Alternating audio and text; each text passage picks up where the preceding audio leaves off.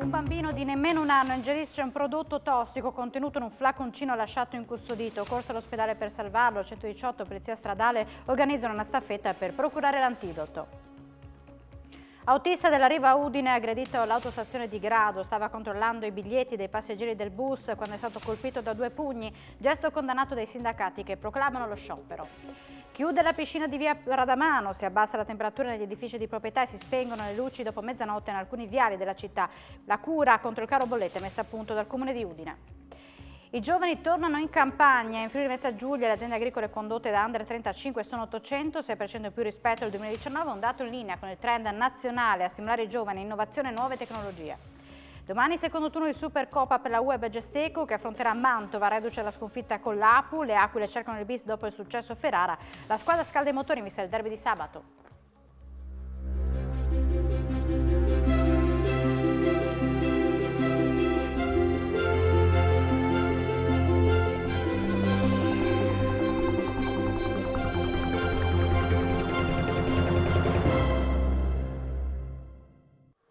Buonasera e ben ritrovati a un nuovo appuntamento con l'informazione di Telefriuli. Un bimbo di neanche un anno ha ingerito un prodotto per smacchiare, tossico. Prontamente è stata organizzata una staffetta tra Polizia Stradale e 118 che in tempi rapidi ha permesso di consegnare l'antidoto all'ospedale di San Vito al Tagliamento dove il piccolo era stato accolto. Fortunatamente non è servito. Ha ingerito un prodotto per smacchiare contenuto in un flaconcino da 250 ml color rosa che la mamma aveva lasciato a terra. Lui, un bimbo di nemmeno un anno che risiede nel San Vitese, in un momento di distrazione della madre l'ha afferrato e se l'è portato alla bocca. Ne ha bevuto un sorso ed essendo particolarmente amaro, un po' l'ha vomitato e un po' è riuscito a sputarlo. Quel prodotto però è particolarmente tossico, da qui la corsa disperata dei genitori all'ospedale di San Vito al Tagliamento dove il piccolo è stato prontamente accolto. Intanto era iniziata la ricerca di un antidoto che era disponibile soltanto al centro di riferimento tossicologico di Padova. Per farlo arrivare a San Vito a Tagliamento la notte scorsa la struttura operativa regionale emergenza sanitaria ha organizzato una staffetta in collaborazione con i centri operativi autostradali di Udine e del Veneto. È così che la polizia stradale ha trasportato lo speciale antidoto fino a Portogruaro, dove il casello dell'autostrada 4 lo ha consegnato ad un'ambulanza. Fortunatamente non è stato necessario utilizzarlo, dal momento che il bimbo, nel frattempo idratato e tenuto sotto osservazione dal personale sanitario, stava bene. Pericolo scampato, ma la paura è stata tanta. È stata travolta da un camion in movimento, grave infortunio sul lavoro questa mattina alla cantina di Ramuscello di Sesto a Reghena. Una socia conferitrice è stata trasportata all'ospedale di Udine. Infortunio sul lavoro questa mattina alla cantina di Ramuscello di Sesto a Reghena. Per causa in corso di accertamento da parte dei tecnici dello Spisal dell'azienda sanitaria, alle 8:10 una socia che era arrivata per conferire dell'uva, una donna di 50 anni di San Vito e Tagliamento, è stata travolta da un camion in manovra. L'autotrasportatore, un uomo emiliano che aveva raggiunto la cantina per ritirare dei sottoprodotti, non deve essersi accorto della presenza della donna che in quel momento si trovava nella zona della pesa e l'ha travolta. Una scena tremenda alla quale hanno assistito altri soci. La donna è rimasta schiacciata agli arti inferiori. Immediata richiesta di soccorso. La Sores di Palmanova ha inviato in via Marconi un'ambulanza e una squadra dei vigili del fuoco da San Vito Tagliamento, oltre all'elisoccorso. La donna, dopo essere stata stabilizzata, è stata ritrasportata in gravi condizioni all'ospedale di Udine. Rilievi della polizia locale di Sesto a Reghena e Cordovado intervenuta insieme ai carabinieri. Avvisato dell'infortunio a Ramuscello è arrivato anche il direttore della cantina, Rodolfo Rizzi. Stava lavorando al tornio quando per cause in corso di accertamento si è schiacciato la mano. Infortunio sul lavoro una tarda mattinata di oggi alla ADS di Porto Nogaro. Un operaio di 67 anni residente a Cervignano è stato soccorso dal personale del 118. L'uomo dapprima portato all'ospedale di Latisana è stato successivamente trasferito all'ospedale di Pordenone per essere sottoposto a un delicato intervento chirurgico. Rilievi dei carabinieri e dello Spisal. Entrambi spacciavano droga in via Roma. Oggi il Tribunale di Udine ha condannato 2 cittadini stranieri. Le pene ammontano a oltre 2 anni di reclusione. Per ogni grammo di hashish è stato condannato a una multa di 200 euro e a 1 mese e 1 settimana di reclusione. È il conto salato, 1 anno di carcere e 1.800 euro da pagare, che il Tribunale di Udine ha presentato oggi a un cittadino afghano di 28 anni, riconosciuto colpevole dal giudice Daniele Faleschini Barnaba per la detenzione di 9 grammi di droga a fine di spaccio.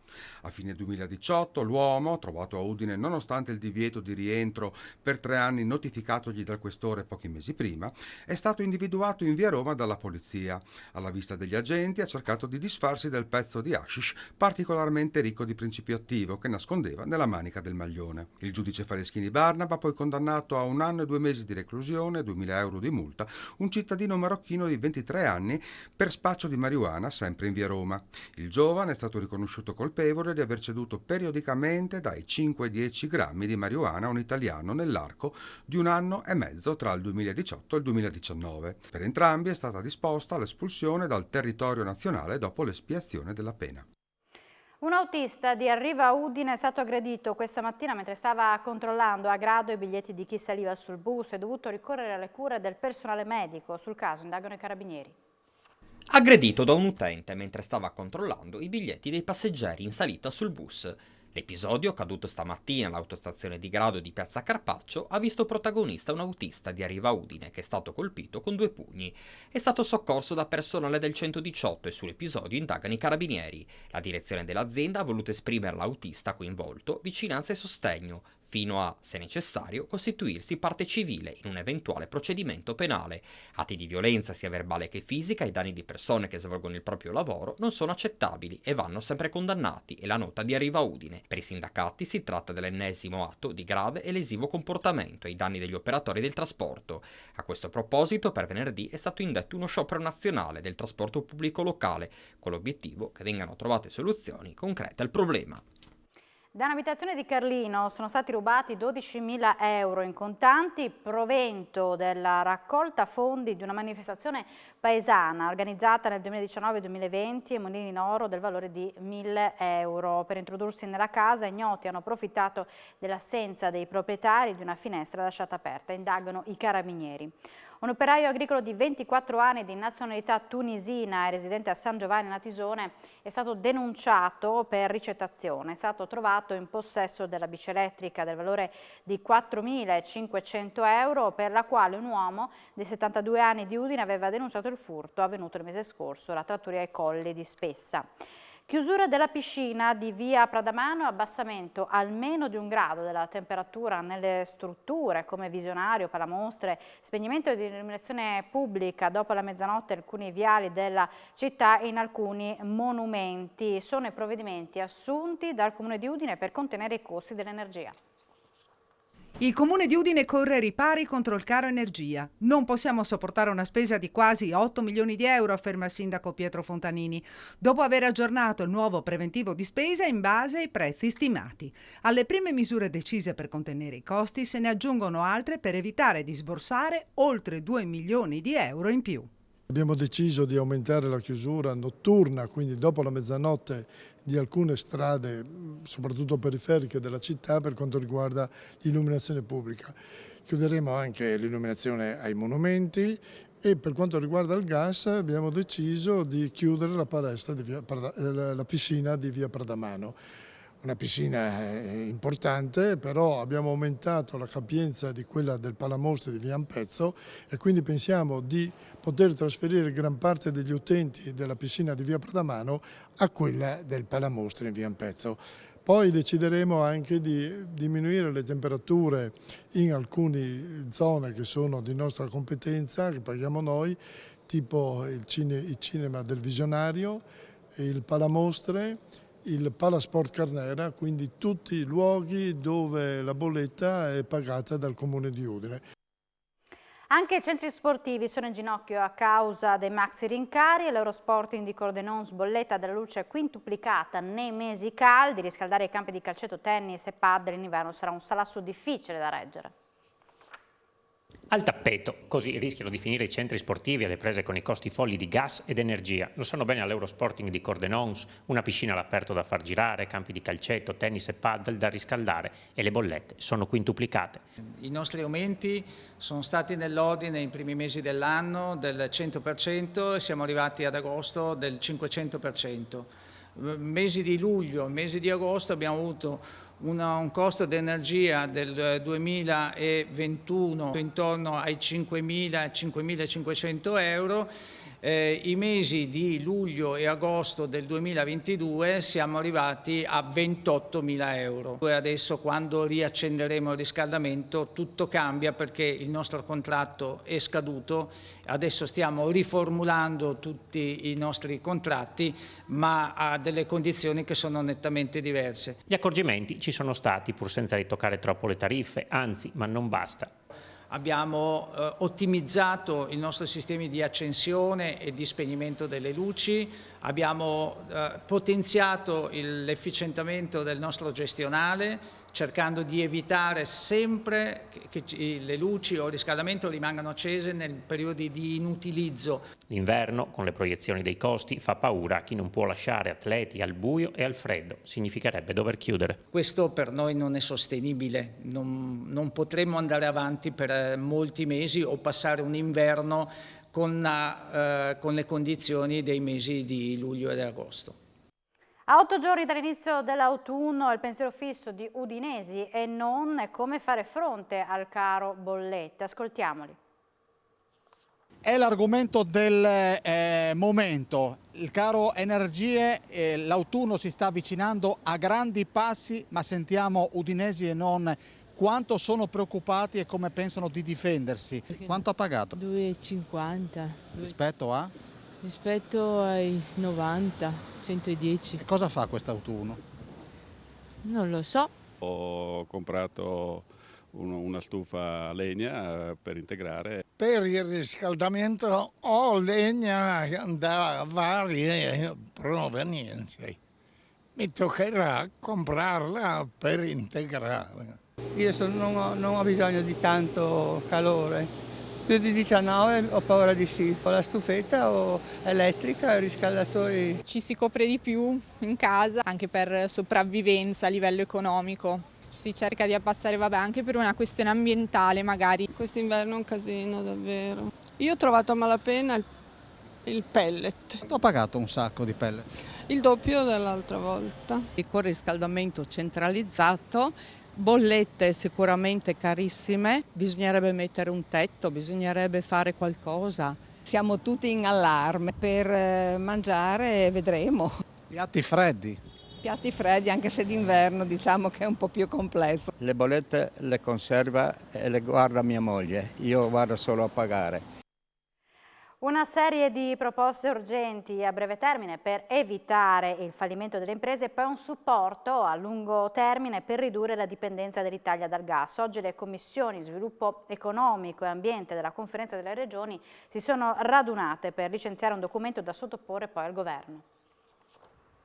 Congelamento delle fatture legate ai costi dell'energia e materie prime, potenziamento del credito d'imposta sulla spesa energetica sono alcune delle proposte emerse dalla Commissione Sviluppo Economico e Ambiente della Conferenza delle Regioni che verranno sottoposte, tramite il Presidente Massimiliano Fedriga, al Governo a strettissimo giro per cercare di mitigare gli effetti del caro energia. Si è cercato di differenziare tra proposte urgenti da mettere in campo, le imprese non hanno più tempo, interventi a medio e a lungo termine. Sugli interventi urgenti si è detto indubbiamente va calmierato il prezzo del gas, indubbiamente bisogna intervenire sulla possibilità di rateizzazione delle bollette stesse al fine di generare flusso di cassa e poi l'impatto anche economico che il caro energia può avere se non si interviene sui bilanci delle società stesse, quindi accolte delle proposte avanzate da noi. Presente anche l'assessore all'ambiente Fabio Scoccimarro e tra le altre azioni proposte sono state indicate l'incentivazione di autoproduzione di energie rinnovabili con l'obiettivo di ridurre la dipendenza dal gas.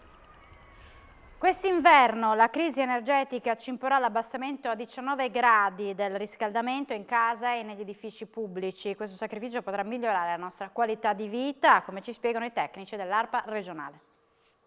La riduzione del riscaldamento domestico, a cui saremo costretti dalla crisi energetica, si può trasformare in un vantaggio per la nostra qualità di vita. Una minore temperatura nelle case e negli uffici significa meno anidride carbonica e polveri sottili nell'aria, come spiega l'ARPA regionale. Noi avevamo fatto delle valutazioni per quanto riguarda il supporto al piano regionale di miglioramento della qualità dell'aria, e in base a queste valutazioni era emerso come abbassare di 1 grado la temperatura all'interno degli edifici corrispondesse ad un 6% di consumi energetici in meno, quindi anche un 6% di emissioni inquinanti in meno. Può sembrare poco, ma in realtà è una misura molto efficace se ovviamente viene fatta da tutti, sia dai privati che dai pubblici. Gli accorgimenti a cui saremo costretti possono essere l'occasione per acquisire abitudini più sostenibili. Attenzione però al consumo di legna, al quale tanti cittadini ricorreranno quest'inverno per riscaldare casa, dati i costi inferiori. È una fonte naturale, una fonte rinnovabile, però se bruciata male contribuisce moltissimo all'inquinamento atmosferico. La maggior parte della polvere che noi riscontriamo e respiriamo nel periodo invernale deriva proprio dalla combustione della legna, in particolare dalla legna a ciocchi. Una canna fumaria che fuma sta sprecando dell'energia molto preziosa, quindi dobbiamo cercare di far sì che le nostre stufe non emettano fumi, proprio per non mandare in fumo i nostri soldi, ed è possibile farlo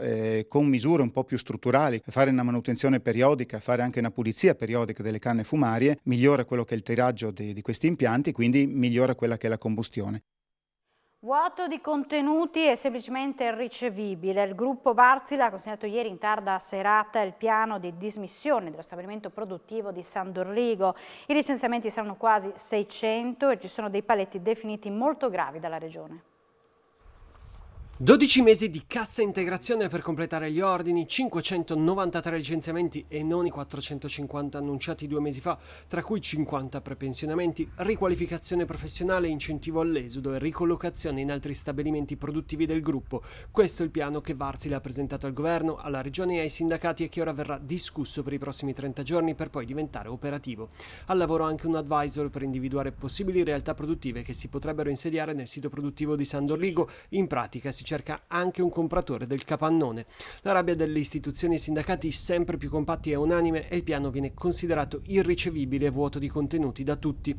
Fanno passare la CIG che paga lo Stato, attacca l'assessore regionale al lavoro Alessia Rosolin, come una loro concessione e questo è gravissimo. Poi impongono di non poter insediare realtà produttive della navalmeccanica nello stabilimento e anche questo è altrettanto grave. Come regione abbiamo aderito al ricorso all'articolo 28 presentato dai sindacati, conclude Rosolin. Proprio domani il Tribunale si esprimerà su questo per chiarire se Wärtsilä ha attuato un comportamento antisindacale che potrebbe costringere l'azienda a ripartire da zero nella procedura, passaggio che consentirà al governo di inasprire le pene per la delocalizzazione. Oltre al ricorso di domani resterà in piedi anche il ricorso della sola regione, discusso il 28 settembre contro la norma attuale sulle delocalizzazioni, dove viene chiesta una verifica di costituzionalità.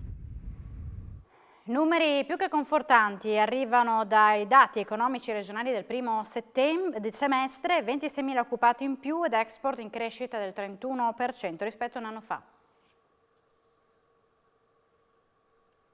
Anche se l'autunno fa paura, sul fronte dell'economia regionale c'è più di un motivo per cui sorridere. L'occupazione in Friuli Venezia Giulia aumenta e l'export continua a marciare a ritmi sempre più elevati. A certificarlo l'indagine di IRES e FVG su dati Istat per quanto riguarda il primo semestre di quest'anno. Maggiori posti di lavoro dunque, 26.000 in più rispetto a un anno fa, quasi tutti dipendenti, che portano il totale a 527.000 più del periodo pre-Covid. Su 10 persone, 7 sono occupate nella fascia d'età tra i 15 e i 64 anni, dato secondo in Italia solo la provincia di Bolzano. Di contro calano disoccupati e inattivi, molti dei quali nel post-pandemia si sono rimessi a cercare un lavoro. Ma il dato sull'export, quello più rassicurante, nel primo semestre il valore delle vendite estere delle imprese del Friuli Venezia Giulia, pari a 10,6 miliardi di euro, ha evidenziato una sensibile crescita rispetto allo stesso periodo dell'anno scorso, più 30,8%, con 2 miliardi e mezzo in più. Un risultato, sottolinea l'indagine, in parte determinato dall'andamento della cantieristica navale, più 89%, ma al netto di questo comparto la variazione dell'export regionale sarebbe stata comunque ugualmente molto positiva, pari al 25% in più. I maggiori mercati restano quelli europei, gli USA e il Qatar. Gli scambi con la Russia invece si sono quasi dimezzati, da 106 milioni di euro della prima parte del 2021 ai 72 attuali. Le imprese agricole condotte da Under 35 in Friuli Venezia Giulia sono 800, un 6% in più del 2019, in linea rispetto al trend nazionale per numero di nuove aziende, con un ritorno dei giovani in campagna di 19.000 unità. La pandemia ha accelerato il fenomeno del ritorno alla terra, creando opportunità occupazionali e di crescita professionale, e così col Diretti stiamo il ritorno dei giovani in campagna di ben 19.000 unità a livello nazionale, più 6% a livello regionale. In Friuli Venezia Giulia contiamo circa 800 aziende agricole condotte da Under 35 su un numero complessivo di circa 12.000 aziende agricole, e questo ci fa pesare su quello che è il dato globale del comparto in regione circa un 6%, che è un dato in linea rispetto a quello che è il trend nazionale. Per noi è stato importante vedere come in questi ultimi 2 anni, quindi dal 2019 ad oggi, pre-pandemia, questo incremento, questo avvio di nuove aziende è aumentato del 4%, quindi ci fa insomma constatare che effettivamente c'è un interesse da parte dei giovani a investire in questo settore. Torna la mostra della mela a Pantianico dopo 2 anni di stop causa pandemia. Oggi è stata presentata alla Kermesse nella sede udinese della regione, dove è emerso come le superfici coltivate a mela coprono circa 1.300 ettari in regione. Riparte dopo 2 anni di stop causa pandemia la mostra regionale della mela di Pantianico. La storica Kermesse taglia al traguardo dei 51 anni di vita, una festa di uno dei prodotti della frutticoltura che non manca mai sulle nostre tavole, che vedrà premiata l'azienda agricola che ha messo sul mercato il frutto più buono. Per che cosa si caratterizzerà? Si caratterizza sempre per il nostro concorso Mela Friuli, che coinvolge un sacco di aziende friulane, e per il convegno tecnico che si terrà il 24 di settembre. Quest'anno nella nostra regione la melicoltura ha interessato 1.294 ettari, dati di Agea, circa l'1,8% in meno rispetto al 2021. Al momento la produzione stimata è di 729.816 quintali, nonostante le alte temperature che hanno caratterizzato gran parte della stagione produttiva, causando forti stress alle piante. Il comparto melicolo fortunatamente ha tenuto con alcuni problemi legati alle quantità, ma sicuramente con buoni risultati rispetto alle qualità. Forti anche del fatto che questi impianti specializzati godono anche di gestioni della risorsa idrica specializzate, e che quindi hanno consentito di poter mantenere l'attività irrigua che era indispensabile. Questa è la condizione di quest'anno, è una condizione anomala, però questo è uno dei settori che francamente ha subito di meno, non che non l'abbia subita, ma ha subito di meno la situazione della siccità. Io però vorrei anche far notare che non è solo la siccità il problema. Noi su molte colture abbiamo avuto degli enormi problemi derivanti dal caldo, quindi dalle temperature, che in abbinata con la siccità hanno creato sostanzialmente dei deserti nelle aree non irrigue. Svanisce il sogno dei comitati contro il passaggio a livello di Udine. I quesiti del referendum proposti per realizzare un parco urbano al posto della tratta ferroviaria sono stati dichiarati inammissibili. I referendum richiesti al Comune di Udine dai comitati contro i passaggi a livello e accompagnati da una raccolta di firme non si potranno fare. I quesiti riguardano la possibilità di realizzare un parco urbano lungo il tracciato della ferrovia che divide in 2 parte della città, dalla stazione a Bivio Vat. A dichiararli inammissibili è il Comitato dei Garanti, composto da persone completamente estranee alla politica, riferisce il sindaco di Udine Pietro Fontanini. Il contenuto dei quesiti non è di competenza del Comune, ma di RFI, ente proprietario dei terreni. Il Comune quindi non può inserirsi in questa materia. Pur condividendo le linee e gli obiettivi, afferma il primo cittadino, non possiamo fare nulla se non attendere che il tracciato venga dismesso. Tra l'altro mancano ancora fondi e i tempi per portare a termine l'opera si sono allungati. Bisogna stare ancora alle calcagna di RFI e sollecitarla affinché dismetta la tratta ferroviaria, conclude il sindaco, rimarcando che nel frattempo va realizzata anche la circonvallazione esterna della città. Nuovi cantieri a Udine, a breve partiranno l'asfaltatura di alcune arterie che si trovano in zone strategiche, tra le quali l'area di Viale della Vittoria, dove il prossimo anno sfileranno gli alpini. Ammontano a oltre 1.700.000 euro i fondi che il Comune di Udine investirà per il rifacimento del manto stradale di diverse vie della città, su alcune delle quali non vengono effettuati interventi da almeno 30 anni. In particolare Udine punta a rifare il look anche di alcune vie sulle quali si snoderà il corteo in occasione della sfilata degli alpini del prossimo anno. Viale della Vittoria, sia verso nord che verso sud, sia lateralmente, sarà oggetto di intervento. Ci saranno altre 3 inserimenti, tra cui via Isonzo, via Badasseria Bassa. Un altro lotto importante è via Chiusaforte, quel tratto tra via Pieri e Piazzale Colbe, poi c'è via Planis, poi via San Valentino, che come voi sapete è molto utilizzato, via Levat per un grosso tratto e soprattutto via l'Europa Unita, che arriviamo fino a metà, ma contiamo con ribasso di andare a completare i. Sono 552 il dato aggiornato alle 12 di oggi, le prenotazioni per il vaccino bivalente anti-Covid in Friuli Venezia Giulia. La maggior parte è stata effettuata da persone di età compresa tra i 70 e i 79 anni, 212, segue la fascia di persone di età compresa tra i 60 e i 69 anni, 151 e quindi quella degli over 80, 108. Una prenotazione si registra nella fascia compresa tra i 12 e i 15 anni, una tra i 16 e i 17. Il resto è compreso nella fascia tra i 20 e i 59 anni. La fascia tra i 40 e i 59 anni vede complessivamente 53 prenotazioni. Entrando nel dettaglio, le prenotazioni sono state fatte per la quarta dose in 366 casi. Ed ora un aggiornamento sull'andamento della pandemia in regione. Oggi sono stati elevati 681 nuovi casi di Covid su un totale di 5.582 test effettuati. Si registra il decesso di 6 persone con Covid, 3 a Tieste, 2 a Pordenone, 1 a Udine. Le persone ricoverate in terapia intensiva sono 2, mentre i pazienti ospedalizzati in altri reparti sono 113. Arrivano da Norvegia, Slovenia, Corea del Sud, Austria, Danimarca, Italia gli artisti che partecipano a Vergnacco alla 25esima edizione del Simposio Internazionale di Scultura su Pietra del Friuli Venezia Giulia. In questi giorni fino al 18 settembre è possibile vederli al lavoro nel parco. 25esimo Simposio Internazionale di Scultura su Pietre del Friuli Venezia Giulia. L'iniziativa dal 2 al 18 settembre, come ogni anno, ha richiamato artisti da tutta Europa. Quest'anno gli artisti che vi partecipano sono 8. In che cosa si caratterizza rispetto alle edizioni del passato? L'internazionalità è stata mantenuta con gli artisti che arrivano da nazioni che non avevamo avuto modo di ospitare. C'è un progetto aggiuntivo per commemorare i 25 anni, che sono 3 libri di pietra che stiamo costruendo con gli artisti che vengono a trovarci, pertanto è un qualcosa che si aggiunge e verrà posizionata nei pressi della Biblioteca Comunale di Reana a memoria dei nostri 25 anni. Ci sarà la cerimonia di chiusura e di presentazione dei lavori che si svolgerà qui nel Parco Sculture di Vergnacco, mentre a dicembre, grazie all'amministrazione cividale, nella Chiesa dei Battuti ci sarà una mostra fotografica per ricordare la storia dei nostri 25 anni del simposio.